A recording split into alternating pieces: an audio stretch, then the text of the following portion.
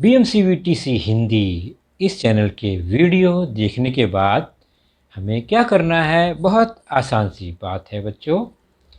हमें सबसे पहले वीडियो के डिस्क्रिप्शन बॉक्स में जाना है और उसमें कुछ आसान से प्रश्न दिए गए हैं जिसका वीडियो आपने अभी देखा है और उसे हल करने का प्रयास कीजिए। उसके बाद उसी डिस्क्रिप्शन बॉक्स में इस वीडियो से संबंधित अपने मत व्यक्त कीजिए। गूगल फॉर्म द्वारा एक छोटा सा लिंक दिया गया है, उसे क्लिक करिए और उसमें एंट्री करिए। और अंत में जाते जाते हमें इस चैनल को लाइक करना है, सब्सक्राइब भी करना है ताकि आने वाले वीडियो की जानकारी आपको मिलती रहे।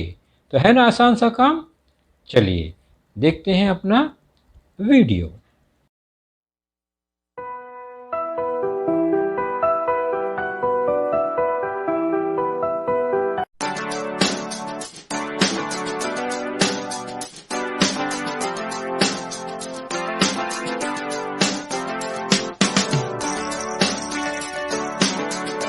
जैसा कि बच्चों मैंने कहा कि आज के प्रमुख मुद्दे और विषय और कक्षा आपके स्क्रीन पर ही लिख कर आएगा। और वैसे भी पाठ्य पुस्तक का यह चित्र देखकर आपको यह अंदाज़ा लग गया होगा कि हमारा आज का प्रमुख विषय कौन सा है। तो आज का प्रमुख विषय है कक्षा 9वीं से और वह विषय है गणित भाग 2। गणित भाग 2 इस पुस्तक के अंतर्गत बच्चों आज हम शुरू करेंगे अपना टॉपिक। आपके पाठ्य पुस्तक का पहला लेसन भूमिति के मूलभूत संबोध, बेसिक कॉन्सेप्ट्स इन ज्योमेट्री। और मैं हूं आपका वर्चुअल मार्गदर्शक अजय कुमार मौर्य। तो इस पाठ के अंतर्गत हमें जिन मुद्दों पर चर्चा करनी है वे प्रमुख मुद्दे कौन से हैं? तो हमारे प्रमुख मुद्दे होंगे भूमिति के संबोध के अंतर्गत बिंदुओं के निर्देशांक तथा दूरी, अर्थात बिंदु और उनके निर्देशांक जो कि संख्या रेखा से संबंधित ये जानकारी होगी, तो उस पर हम चर्चा करेंगे। और दूसरा है मध्यता, यानी दो बिंदुओं के बीच में कोई जो बिंदु होता है वह मध्यता कहलाता है। तो आज हमारी चर्चा होगी बिंदुओं के निर्देशांक तथा दूरी पर, coordinates of points and distance. और दूसरा प्रमुख मुद्दा है मध्यता, बिटवीननेस। तो सबसे पहला मुद्दा है, पॉइंट है, वो है बिंदुओं के निर्देशांक तथा दूरी, coordinate of points and distance. तो बिंदु के निर्देशांक और दूरी का संबंध हमेशा संख्या रेखा पर होता है, इसलिए हम एक संख्या रेखा देखते हैं। जैसा कि आपको पता है, संख्या रेखा के मध्य कहीं पर एक बिंदु, आरंभ बिंदु होता है और उसके लेफ्ट और राइट में समान अंतर पर संख्याएं लिखी होती हैं। तो मध्य में 0 से शुरू होकर राइट साइड में धनात्मक संख्याएं क्रम से लिखी जाती हैं और लेफ्ट साइड में ऋणात्मक संख्याएं लिखी जाती हैं, ये हमें पता है। अब इन्हीं निर्देशांक के बिंदुओं को नाम दे देते हैं, जिसमें से जो मूल बिंदु है 0 निर्देशांक वाला या 0 अंक वाला, उसे हम O पॉइंट देते हैं। और उसके बाद अलग अलग बिंदुओं को अलग अलग हम नाम कैपिटल लेटर में दे देते हैं। तो यहाँ पर ABC इस तरह से नाम दिए जा रहे हैं बिंदुओं के। इस संख्या रेखा को देखने पर आपको एक बात पता चलती है कि बिंदु A संख्या रेखा पर 1 दर्शाता है। आप देख रहे हैं ना?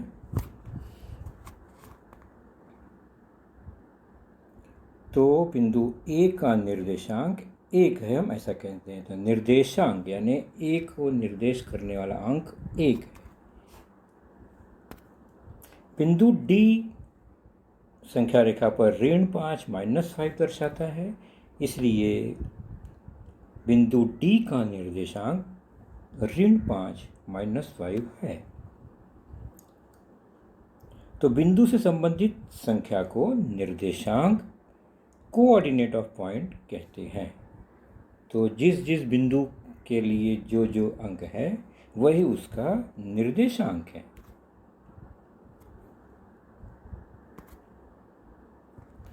अब संख्या रेखा पर बिंदुओं के बीच की दूरी को जानेंगे, डिस्टेंस को समझेंगे और कैसे ज्ञात किया जाता है।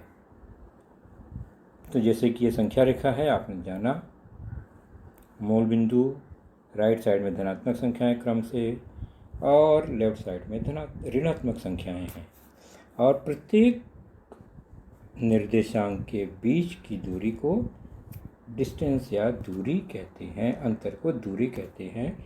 जैसे कि एक बिंदु O है और ये बिंदु A है, तो O और A के बीच में एक अंक है तो वो उसकी दूरी कहलाती है। O से B के बीच में यहाँ पर 3 इकाई अंतर है तो इसकी दूरी 3 होगी। इसी तरह भिन्न भिन्न बिंदुओं के बीच के अंतर को उसकी दूरी कहते हैं। और उसको निकालने का तरीका क्या है, कैसे ज्ञात करेंगे दो बिंदुओं के बीच की दूरी। मान लीजिए बिंदु B और बिंदु D के बीच की दूरी ज्ञात करनी है, तो B का निर्देशांक -3 और D का निर्देशांक -5 है। तो निर्देशांक निकालने के लिए छोटे और बड़े निर्देशांक को पहचानना है, और यहाँ पर देख रहे हैं कि -3 बड़ा है -5 से, तो -3 बड़ा निर्देशांक है। तो डिस्टेंस BD अर्थात बिंदु B और D के बीच की दूरी को निकालने के लिए बड़े निर्देशांक में से छोटा निर्देशांक घटा देते हैं, -3 -5, और इसको हल करेंगे तो हमें प्राप्त होगा 2। तो डिस्टेंस BD अर्थात B और D के बीच की दूरी वह 2 है। ध्यान रखो बच्चों, BD लिखते समय, डिस्टेंस BD लिखते समय दोनों बिंदुओं के बीच में कॉमा का निशान होता है। उसी तरह बिंदु C और O के बीच की दूरी निकालना है तो कैसे करेंगे, सेम वही प्रोसीजर। C का निर्देशांक -4 है, धनात्मक, और O का निर्देशांक 0 है और 4 बड़ा है 0 से। तो डिस्टेंस CO निकालना हो तो बड़ा निर्देशांक 4 में से 0 घटाएंगे और हल करने पे आएगा 4। तो डिस्टेंस CO = 4 अर्थात C और O के बीच की दूरी 4 है। तो डिस्टेंस जो होता है वह अंत बिंदुओं के बीच की लंबाई होती है, यानी उस रेखाखंड की लंबाई अंत बिंदुओं के से दर्शाते हैं। तो डिस्टेंस BD को लेंथ BD कहते हैं। तो B और D के बीच की दूरी यह रेख BD की लंबाई के बराबर ही होता है। लंबाई लिखते समय बीच में कॉमा नहीं लगाते हैं, डिस्टेंस लिखते समय बीच में कॉमा लगाते हैं, और दूरी हमेशा धनात्मक ही होती है, यानी वह ऋणात्मक नहीं हो सकती है। तो ये ध्यान रखेंगे, बड़ी संख्या में से छोटी संख्या घटाते हैं हमेशा, तो दूरी हमेशा धनात्मक ही होती है। अब चलते हैं आपके पाठ्य पुस्तक का प्रश्न संग्रह 1 का एक प्रश्न देखते हैं। नीचे दी गई संख्या रेखा के आधार पर दूरियां ज्ञात करो। Find the distance with the help of the number line given below. यह एक नंबर लाइन है और इस पे निर्देशांक दिए गए हैं, बिंदु दिए गए हैं, और प्रश्न कुछ इस तरह से है। डिस्टेंस BE ज्ञात करना है, डिस्टेंस JA ज्ञात करना है, डिस्टेंस PC ज्ञात करना है। तो कैसे ज्ञात करेंगे, हम यहाँ हल नहीं करेंगे, ये आपने अभी सीखा है। प्रत्येक बिंदु के निर्देशांक को लिखना है और बड़े निर्देशांक में से छोटा निर्देशांक घटाना है, तब हमें डिस्टेंस मिल जाएगा। तो आप अपने नोटबुक पर इसे ज़रूर हल करिएगा, और हम चर्चा को अब आगे बढ़ाते हैं। प्रश्न संग्रह 1.1 1.1 का ही एक प्रश्न है जो यहाँ पर अब हम हल करेंगे।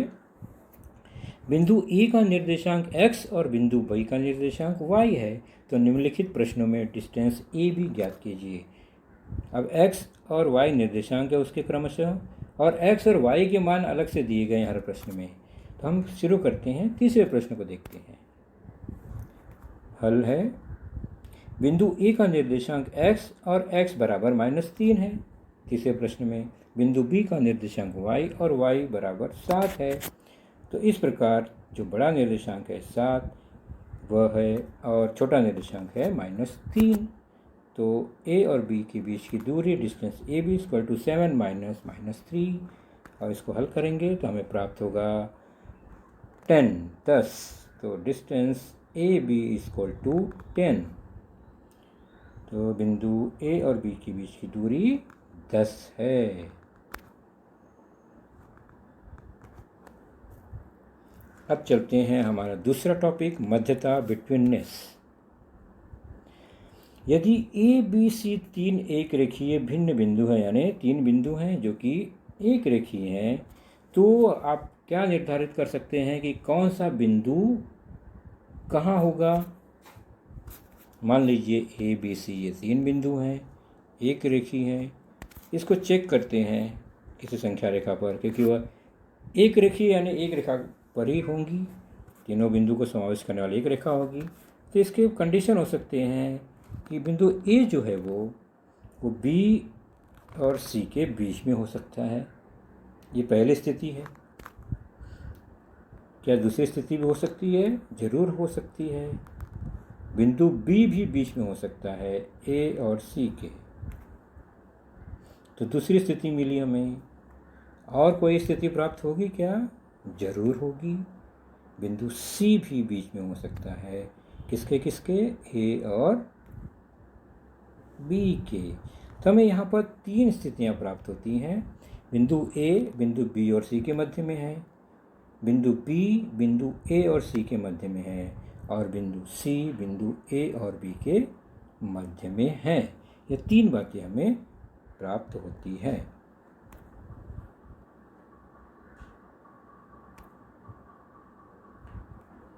उसी चर्चा को आगे बढ़ाते हैं। तो ए बी सी 3 एक रेखीय बिंदु हो तो हमें 3 प्रकार से हम उसकी रचना कर सकते हैं। तीनों बिंदु में से कोई भी बिंदु बीच में हो सकता है। अब बीच में होने का क्या अर्थ है, हम उसको जानते हैं। मान लीजिए ए बी सी ये बिंदु हैं, एक रेखीय। हम 2 स्थिति पर चर्चा करेंगे। पहले मान लीजिए कि ए बी और सी के बीच में है, और दूसरा है बी ए और सी के बीच में है। तो हम क्या समझते हैं इसको कि बिंदु ए बिंदु बी और सी के मध्य में है, और यहाँ पर बिंदु बी बिंदु ए और सी के मध्य में है। तो पहली स्थिति में डिस्टेंस ए बी यानी पहली छोटी दूरी ए बी धन दूसरी छोटी दूरी ए सी, ये मिलाकर बड़ी दूरी के बराबर होगा। Distance A B plus distance A C is equal to distance B C. तो यहाँ पर क्या होगा? छोटी दूरी ए बी धन छोटी दूरी बी सी, ये बराबर होगा बड़ी दूरी ए सी के। डिस्टेंस ए बी धन डिस्टेंस बी सी बराबर डिस्टेंस ए सी। तो जब 2 छोटी दूरी बड़ी दूरी के बराबर होगा, तब भी हम कह सकते हैं कि ये जो रेखाखंड है, बिंदु हैं, वो एक रेखीय हैं, और जो बड़ी दूरी है उसके ही निर्देशांक जो हैं वो अंत में होंगे, और तीसरा बिंदु बीच में होगा। तो मध्यता के रूप में इसे लिखना हो तो हम B dash A dash C दर्शाते हैं। इसका मतलब बिंदु A B और C के मध्य में कहीं पर है, और यहाँ पर मध्यता बनेगी A B C, अर्थात बिंदु B A और C के मध्य में कहीं न कहीं है।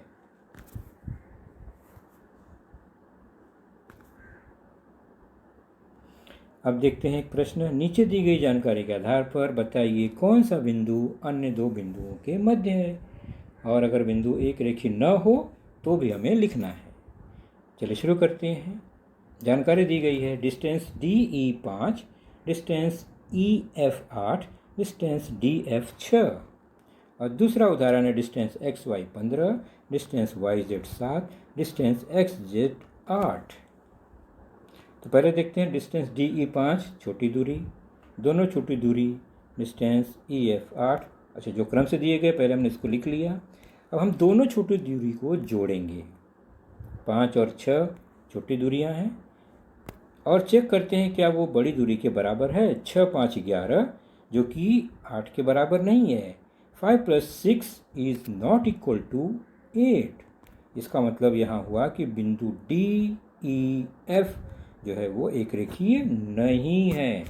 चलिए दूसरा उदाहरण देखते हैं। DX 15 है, YZ 7 है, DX 8 है।